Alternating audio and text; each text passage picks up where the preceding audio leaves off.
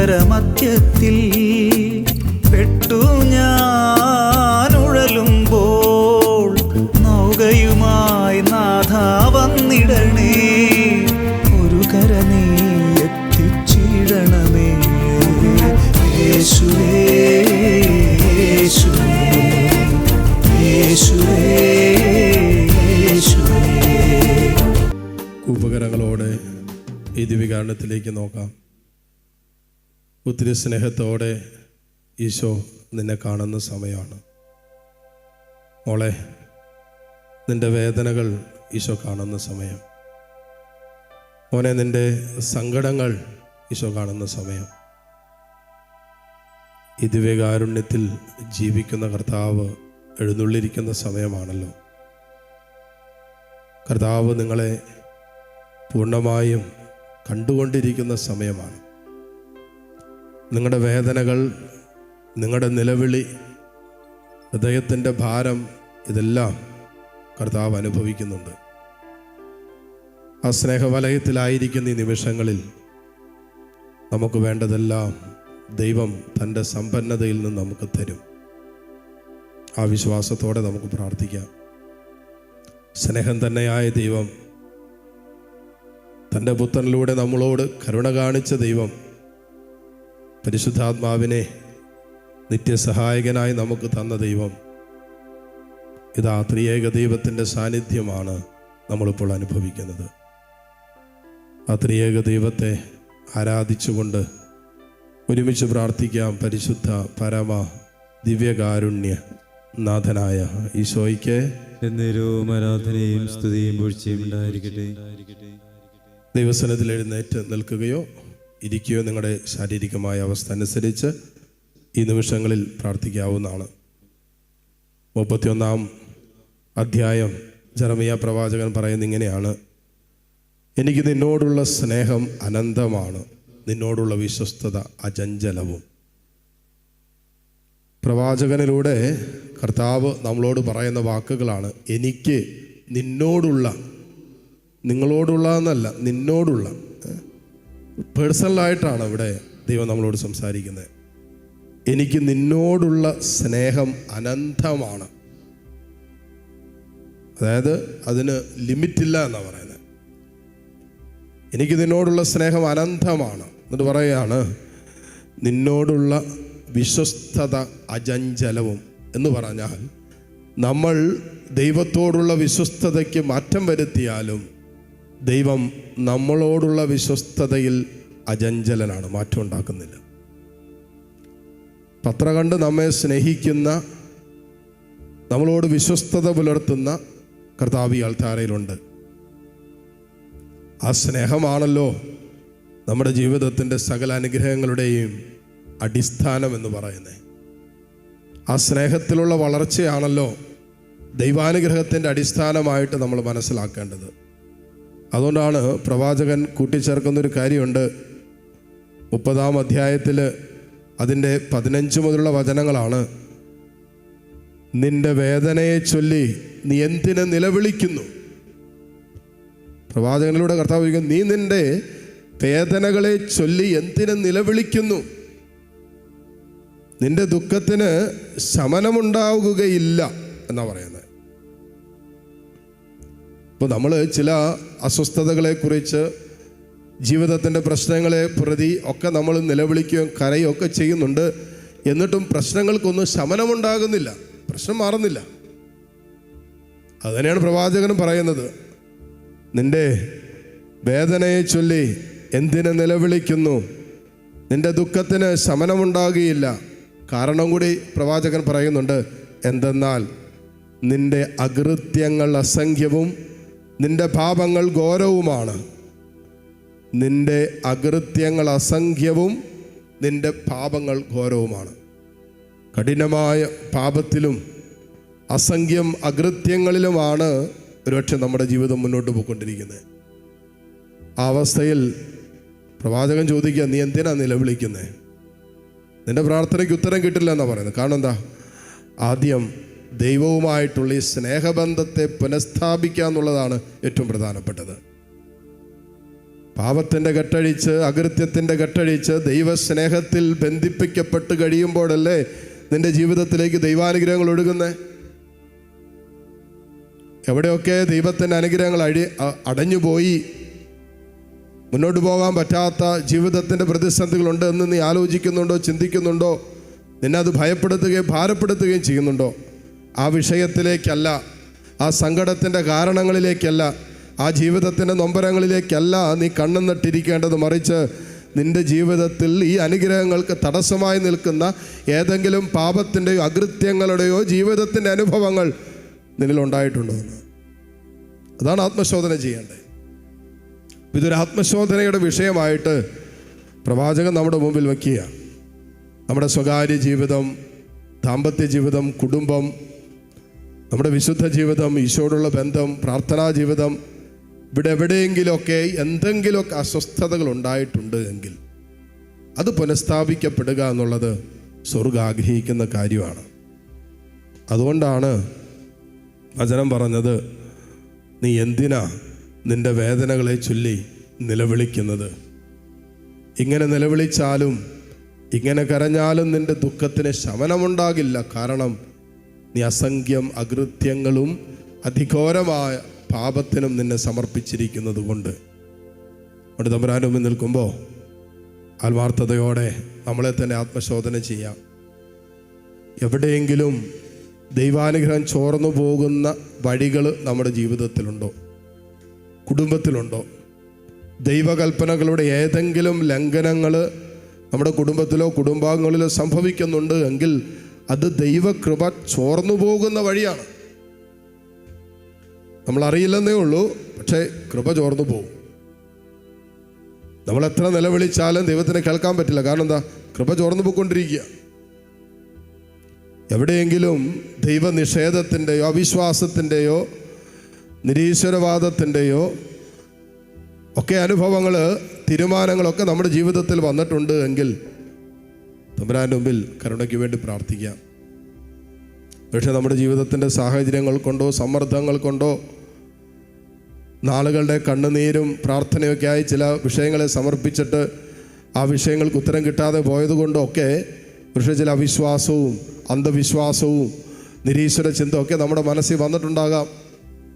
എന്തിനി പ്രാർത്ഥിക്കണം, ഇത്രയും പ്രാർത്ഥിച്ചതല്ലേ, എന്നിട്ടൊന്നും സംഭവിച്ചില്ലല്ലോ എന്നുള്ള അവിശ്വാസത്തിൻ്റെ ചിന്തകൾ പിശാച് ഒരുപക്ഷെ നമ്മുടെ മനസ്സിൽ കോറിയിട്ടിട്ടുണ്ടാകാം. ആ മേഖലകളിലൊക്കെ നമുക്ക് വിടുതൽ വേണ്ട വിഷയങ്ങളാണ്. കർത്താവിനോട് ആത്മാർത്ഥമായിട്ട് പ്രാർത്ഥിക്കാം. ഈശോയെ, നിൻ്റെ സ്നേഹവലയത്തിലാണല്ലോ ഞങ്ങളിപ്പോൾ. ആ സ്നേഹത്തിൽ ഞങ്ങൾക്കുള്ളതും ഞങ്ങൾക്ക് ആവശ്യമുള്ളതും അതിലധികം ഉണ്ടല്ലോ. കർത്താവ്, ഈ കൂട്ടായ്മയിൽ രോഗികളായിരിക്കുന്ന മക്കളുണ്ട്, മാരക രോഗം മൂലം വേദനിക്കുന്നവർ, മാറാ രോഗങ്ങൾക്ക് മരുന്ന് കഴിച്ചുകൊണ്ടിരിക്കുന്നവർ, എത്ര ചികിത്സിച്ചിട്ട് സൗഖ്യം കിട്ടാത്ത രോഗികൾ. കർത്താവ്, ചില രോഗ കാരണമെന്തെന്ന് പോലും കണ്ടുപിടിക്കാൻ പറ്റിയിട്ടില്ല. ചികിത്സിക്കാൻ സാമ്പത്തികമില്ലാത്ത കുടുംബങ്ങളുണ്ട്.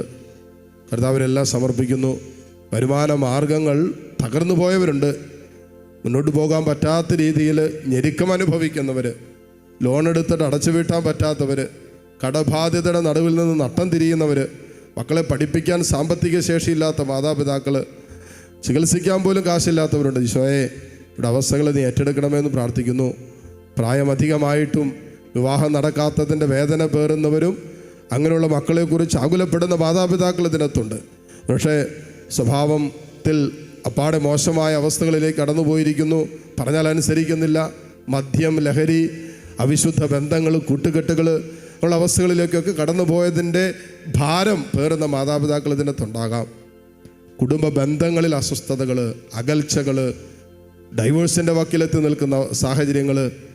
തമ്പുരാനെ, അങ്ങനെ പലാവർത്തി പലവട്ടം നിലവിളിച്ചും കണ്ണുനീരോടെയും നിൻ്റെ മുമ്പിൽ ഇറക്കി വെച്ച ജീവിതത്തിൻ്റെ ചില അനുഭവങ്ങളുണ്ട്. അനുഭവങ്ങളുടെ മേൽ നീ കരുണ വർഷിക്കുമെന്ന് പറഞ്ഞല്ലോ. പാപത്തെ ഓർത്ത് അനുദപിക്കാൻ ഞങ്ങൾ തയ്യാറാണെങ്കിൽ ഈശോയിതാ കരങ്ങൾ ഞങ്ങൾ നിൻ്റെ സന്നിധിയിലേക്ക് ഉയർത്തുന്നു. ഞങ്ങളോ ഞങ്ങളുടെ കുടുംബാംഗങ്ങളോ വഴി എവിടെയെങ്കിലും ഏതെങ്കിലും പാപത്തിൻ്റെ സ്വാധീനങ്ങൾ വന്നിട്ടുണ്ടെങ്കിൽ, അറിഞ്ഞോ അറിയാതെയൊക്കെ ദൈവമേ നിൻ്റെ സ്നേഹത്തെ തിരസ്കരിച്ചിട്ടുണ്ടെങ്കിൽ, തള്ളിക്കളഞ്ഞിട്ടുണ്ടെങ്കിൽ, ആ സ്നേഹത്തിൽ നിന്നും അകലാൻ ഞങ്ങൾ പരിശ്രമിച്ചിട്ടുണ്ടെങ്കിൽ, അതിലൂടെ ദൈവാനുഗ്രഹത്തിൻ്റെ വഴികളിൽ നിന്നും നീർച്ചാലിൽ നിന്നും ഞങ്ങൾ ഞങ്ങളുടെ ജീവിതത്തെ അകറ്റിയിട്ടുണ്ടെങ്കിൽ ഈശോയെ നിൻ്റെ കാരുണ്യത്തിലേക്ക് ഇതാ ഞങ്ങൾ ചേർത്ത് നിർത്തുന്നു. നിൻ്റെ കരുണ ഇപ്പോൾ ഞങ്ങളിലേക്ക് ഒഴുകിയിറങ്ങട്ടെ യേശുവേ. നിൻ്റെ കാരുണ്യം ഞങ്ങളിലേക്ക് ഒഴുകിയിറങ്ങട്ടെ. അനുദപിക്കുന്ന ജീവിതങ്ങളിലേക്കാണല്ലോ ദൈവത്തിൻ്റെ കരുണയൊഴുകുന്നത്. പാപമേറ്റു പറയാൻ തയ്യാറാകുന്നിടത്ത് സ്വർഗത്തിൻ്റെ കരുണയൊഴുകുമെന്നങ്ങ് പറഞ്ഞല്ലോ. ദൈവമേ, നിൻ്റെ കാരുണ്യത്തിൽ മാത്രം ജീവിതം മുന്നോട്ട് കൊണ്ടുപോകാൻ സാധ്യമായി നിൽക്കുന്ന അനുഭവങ്ങൾ ഉള്ള വ്യക്തികൾ ഇതിനകത്തുണ്ട്, കുടുംബങ്ങളുണ്ട്. കർത്താവ് ഇവരോട് കരുണ കാണിക്കണമേ. ഈ കുടുംബങ്ങളോട് കരുണ കാണിക്കണമേ. ഇവരുടെ ജീവിതത്തിൻ്റെ ദുരനുഭവങ്ങളുടെ മേൽ കർത്താവേ നിൻ്റെ ശക്തമായ കരം നീട്ടി വിശുദ്ധീകരിക്കണമേ. Hallelujah, hallelujah. കരങ്ങൾ ഉയർത്തി ഏതാനും നിമിഷം കർത്താവിനെ സ്തുതിച്ച് പ്രാർത്ഥിക്കട്ടെ. Hallelujah, hallelujah, hallelujah, hallelujah. കർത്താവേ കരുണ കാണിക്കണമേ. ഈശോയെ കരുണ കാണിക്കണമേ. കർത്താവെ, വിദൂരങ്ങളിലിരുന്ന് കർത്താവെ ജീവിതത്തിൻ്റെ വേദനകളുടെ നടുവിലിരുന്ന് നിന്നെ വിളിക്കുന്ന അനേകായിരങ്ങളുണ്ട്. യേശുവേ, ജീവിതത്തിൻ്റെ ദുഃഖ ദുരിതങ്ങൾ കർത്താവ് ഇപ്പോൾ ഈ ശുശ്രൂഷകളിലൂടെ സമർപ്പിച്ചു കൊണ്ടിരിക്കുന്ന മക്കളുണ്ട്. എല്ലാവരുടെ മേലും നിന്റെ കരുണ വർഷിക്കണമേ. യേശുവേ, യേശുവേ, യേശുവേ, യേശുവേ. Hallelujah, hallelujah, hallelujah, hallelujah. ഈശോയെ ആരാധന, ആരാധന, ആരാധന, ആരാധന, ആരാധന. കർത്താവെ കരുണ കാണിക്കണമേ.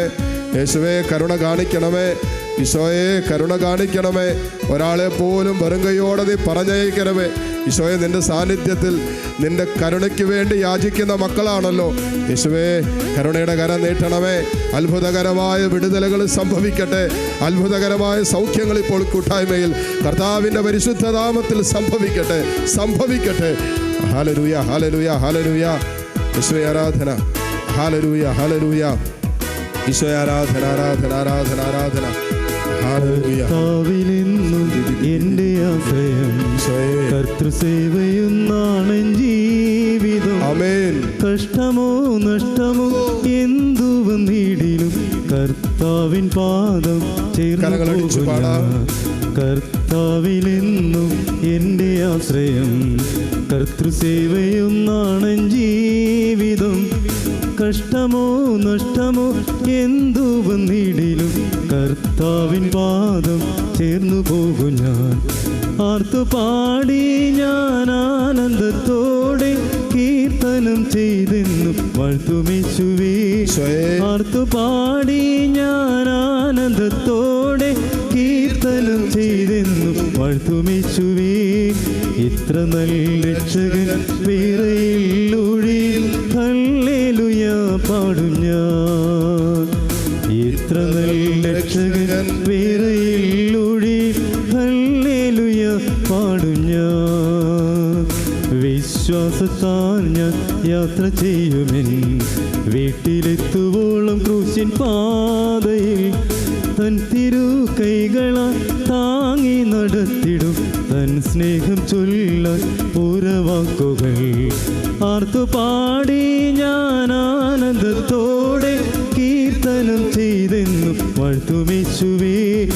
ആർത്തുപാടി ഞാൻ ആനന്ദത്തോടെ കീർത്തനം ചെയ്തെന്നും വാഴ്ത്തുമേശുവേ. ഇത്ര നല്ല രക്ഷകൻ വേറെയില്ലൊഴിയിൽ ഹല്ലേലൂയ പാടും ഞാൻ. ഇത്ര നല്ല രക്ഷകൻ വേറെയില്ലൊഴിയിൽ ഹല്ലേലൂയ പാടും ഞാൻ. ഇത്ര നല്ല രക്ഷകൻ വേറെയില്ലൊഴിയിൽ ഹല്ലേലൂയ പാടും ഞാൻ. ഒരു നിമിഷം കരങ്ങൾ കൂപ്പി കർത്താവിൻ്റെ സ്നേഹവലയത്തിൽ നമ്മെ മാത്രമല്ല ഈ നിമിഷം പ്രാർത്ഥന യാചിച്ചുകൊണ്ടിരിക്കുന്ന എല്ലാ മക്കളെയും ലോകമെമ്പാടും ഇരുന്ന് കാരിസ്മലി ശുശ്രൂഷയോട് ചേർന്ന് പ്രാർത്ഥിച്ചുകൊണ്ടിരിക്കുന്ന അനേകം മക്കളുണ്ട്. എല്ലാവരെയും ഈ നിമിഷം കർത്താവിൻ്റെ കാരുണ്യത്തിൽ നമുക്ക് സമർപ്പിക്കാം. മുട്ടുകുത്താൻ സാധിക്കുന്ന എല്ലാവരും മുട്ടുമേലായിരിക്കുന്നു. ദിവ്യകാരുണ്യേശുവിടെ ആശീർവാദം സ്വീകരിക്കാൻ ഒരുങ്ങുന്ന നിമിഷമാണ്. നമ്മുടെ കാലാവസ്ഥയെ പ്രത്യേകം സമർപ്പിക്കാം. ചുട്ടുപൊള്ളുന്ന വേനലിൻ്റെ അതികഠിനമായ അവസ്ഥകളിലൂടെ കടന്നുപോയിക്കൊണ്ടിരിക്കുകയാണ്. കർത്താവേ, ഞങ്ങൾക്ക് നല്ല മഴ നൽകണമെന്ന് പ്രാർത്ഥിക്കാം. അനുകൂലമായ കാലാവസ്ഥ നൽകണമെന്ന് പ്രാർത്ഥിക്കാം. കൃഷിയിടങ്ങളൊക്കെ വരണ്ടുകൊണ്ടിരിക്കുന്ന സമയം, എല്ലാ തലങ്ങളിലും അസ്വസ്ഥതകളിലൂടെ കടന്നു പോകുന്നു. ഈശോയെ പ്രത്യേകം സമർപ്പിക്കുന്നു. അതോടൊപ്പം തന്നെ ഏതെങ്കിലുമൊക്കെ തടസ്സങ്ങൾ നേരിടുന്ന എല്ലാ മക്കളെയും, വിസ തടസ്സം, ജോലി തടസ്സം, കുഞ്ഞുങ്ങളുണ്ടാകാനുള്ള തടസ്സം, ഒരു ഭവനത്തിന് വേണ്ടി ആഗ്രഹിച്ച് പ്രാർത്ഥിക്കുന്ന തടസ്സം നേരിടുന്നവരെ കർത്താവെ, എല്ലാ മേഖലകളിൽ തടസ്സങ്ങളുള്ളവരെയും നിൻ്റെ കാരുണ്യത്തിൽ സമർപ്പിക്കുന്നു. കരങ്ങൾ ഈശോയിലേക്ക് നീട്ടിപ്പിടിച്ച് താഴ്ന്ന സ്വരത്തിൽ കർത്താവിനെ സ്തുതിക്കുമ്പോൾ ആരെയൊക്കെ കർത്താവിൻ്റെ കാരുണ്യത്തിലേക്ക് സമർപ്പിക്കാൻ നിങ്ങൾ ആഗ്രഹിക്കുന്നുണ്ടോ അവരെ സമർപ്പിച്ചുകൊണ്ട് ഈശോയുടെ ആശീർവാദം സ്വീകരിക്കാം. Hallelujah, hallelujah, hallelujah.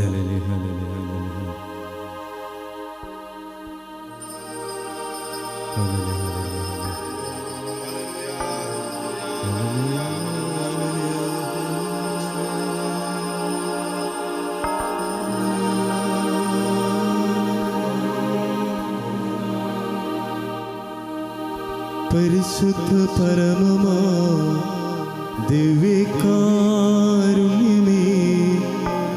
എന്നുമെന്നും അങ്ങേയ്ക്കാരാധന. പരിശുദ്ധ പരമമാ ദിവ്യകാരുണ്യമേ, എന്നുമെന്നും അങ്ങേയ്ക്കാരാധന.